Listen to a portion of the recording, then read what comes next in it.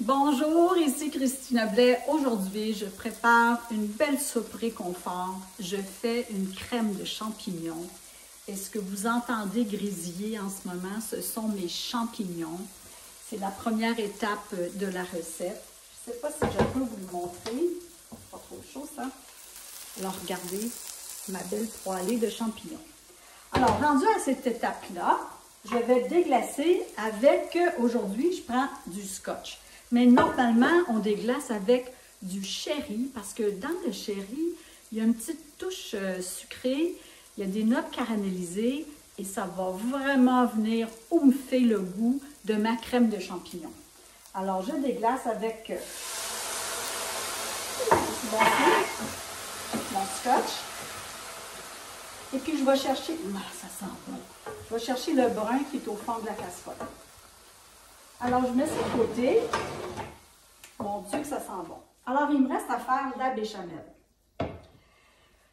Je me suis dit en même temps, j'en profiterai pour vous donner des astuces pour faire la béchamel. Aujourd'hui, on fait une béchamel de texture, de consistance moyenne.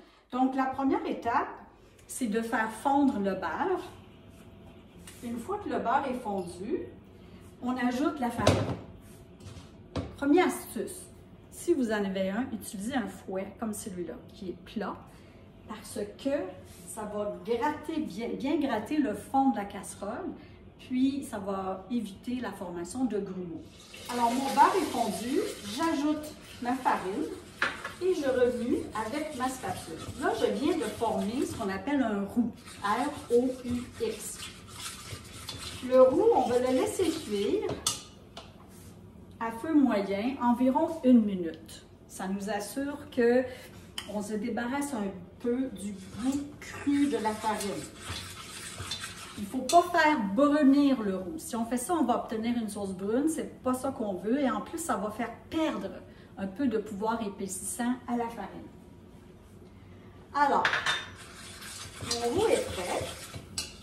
Là, il y a plusieurs théories. Je vais enlever ça du feu parce qu'il faut que je vous parle un peu.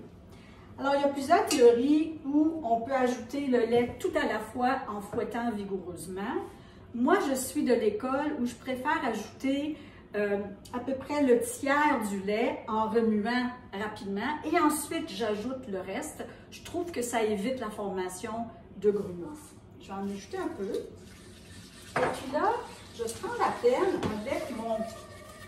avec mon fouet, là, vous avez de la difficulté à voir, là, mais je prends la peine de bien délayer mon roux pour pas qu'il y ait de grumeaux.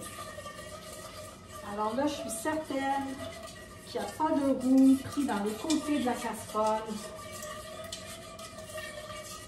Ça ressemble un petit peu à de la crème 35%, OK? Et là, je viens ajouter le reste de mon lait. Maintenant, très important, quand on fait une béchamel, on doit remuer constamment durant la cuisson, idéalement avec notre fouet plat qui va gratter le fond de la casserole ou on change pour une maryse, une spatule. Très important de racler le fond de la casserole parce que si on ne racle pas, la farine va se déposer au fond de la casserole, là où c'est plus chaud, puis elle va gélatiniser, c'est-à-dire qu'elle va épaissir. Ah, c'est là qu'on aboutit avec des grumeaux. Alors moi, je préfère changer pour la spatule. Je vais remuer ça jusqu'à ce que j'atteigne l'ébullition. Ça, c'est une autre astuce très importante. La farine, pour qu'elle puisse exercer son pouvoir épaississant, elle doit atteindre au moins 90 degrés Celsius. On est aussi bien dire, il faut que ça bouille. C'est là que vous allez voir soudainement que votre béchamel épaissit.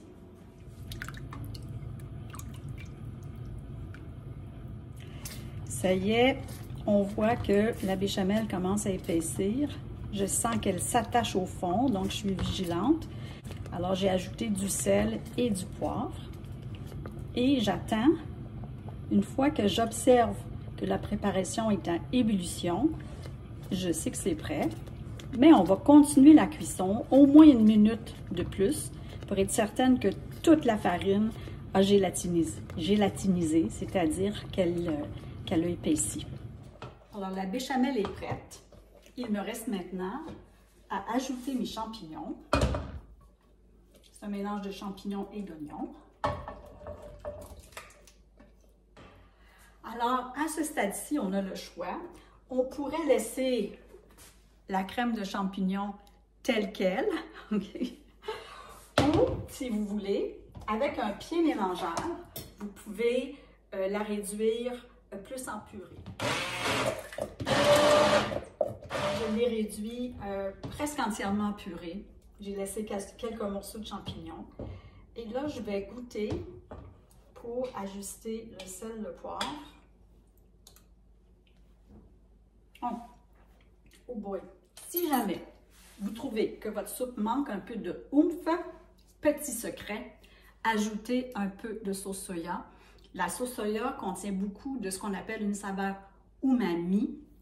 Et c'est surprenant la différence que ça fait au niveau du goût. Ça n'en prend pas beaucoup. Pour la quantité que j'ai ici, c'est peut-être 2 cuillères à thé. Puis ça va venir aussi renforcer la couleur. Alors voilà ce que ça donne, ma belle soupe crème de champignons. J'avais aussi dans mon congélateur un peu de ciboulette que j'ai congelée à la fin de l'été. Ça prend pas grand-chose pour embellir une soupe comme celle-là. Il ne me reste plus qu'à la déguster.